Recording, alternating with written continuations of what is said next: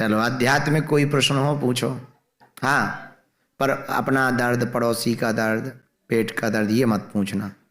आध्यात्मिक प्रश्न पूछना जिससे सबका भला हो। हाँ,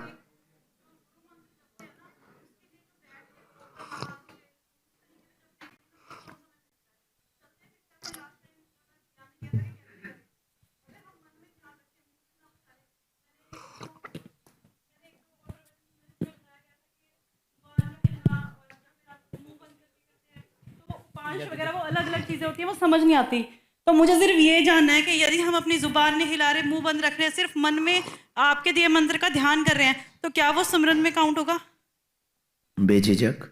ठीक है, इसको आजपा जप कहते हैं। ठीक है। आजपा जप विधि में साधक को माला की आवश्यकता नहीं, कर की आवश्यकता नहीं, नियम की आवश्यकता नहीं। नहाए हो, धोए हो। सुनो, नारद जी एक बार चले जा रहे थे तो पहले गांव में, भारत में शौचालय नहीं बने थे। लोग 3 एकड़ के प्लाट में जाते थे, खेतों में जाते थे शौच करने सुबह। तो एक सेठ जी बैठे बैठे जप करते थे। उनकी आदत थी, दिन भर बिजी रहते थे तराजू में, धंधे में, पैसों में। उनको भजन करने का टाइम सुबह ही मिलता था, और तभी मिलता था जब वो शौच पे बैठते थे। तो नारद जी चले गए, जा रहे थे, तो उन्होंने कहा बताओ कितना गंदा आदमी शौच करते समय भजन करता है। तो उन्होंने, नारद जी ने लई से एक लात मार दी। भगवान के पास गए तो भगवान अपनी पीठ में कपड़ा बांधे बैठे थे। तो नारद जी बोले क्या हुआ प्रभु? अरे बोले अभी आपने हमें लात मारी, आप ही पूछ रहे हो? तो नारद जी बोले हमने आपको थोड़ी मारी, वो तो सेठ जी को मारी थी।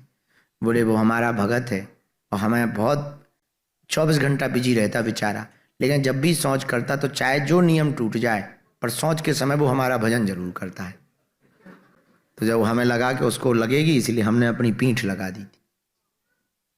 इससे सिद्ध होता है कि भगवान परिस्थिति देखते नहीं है।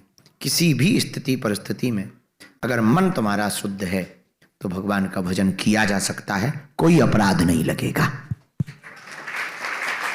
गुरुजी सादर प्रणाम।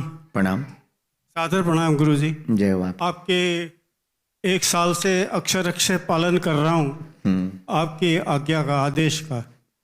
जो आपने कहा जब दीक्षा देते वक्त, मुझे हनुमान जी की निर्भरा भक्ति का आशीर्वाद दे दीजिए। भगवान की आपको निर्भरा भक्ति हनुमान जी की। हनुमान जी महाराज की भक्ति बहुत सरल है, और आपको हनुमान जी ने चुना है। आप बागेश्वर धाम के परिवार के सदस्य बने, ये निश्चित रूप से आपके परम सौभाग्य हैं। और ये हनुमान जी की अहेतु की कृपा है। अहेतु की कृपा के कारण ही, देखो, शिष्य गुरु को नहीं चुनता, गुरु शिष्य को चुनता है। अगर शिष्य गुरु के चुने कि ये हमारे गुरु हैं, तो फिर वो शिष्य थोड़ी है, वो भी गुरु ही है।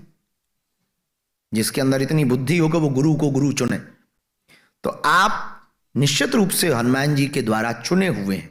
जब उनके द्वारा चुने हुए हैं तो हम उस स्थान पर जहां उनकी चरणों की सेवा में बैठे, तो गुरु होने के नाते हम हनुमान जी से ये प्रार्थना करते हैं कि आपको अभय दान प्राप्त होवे, अहेतु की कृपा मिले, और निर्भरा भक्ति हनुमान जी की प्राप्त होवे।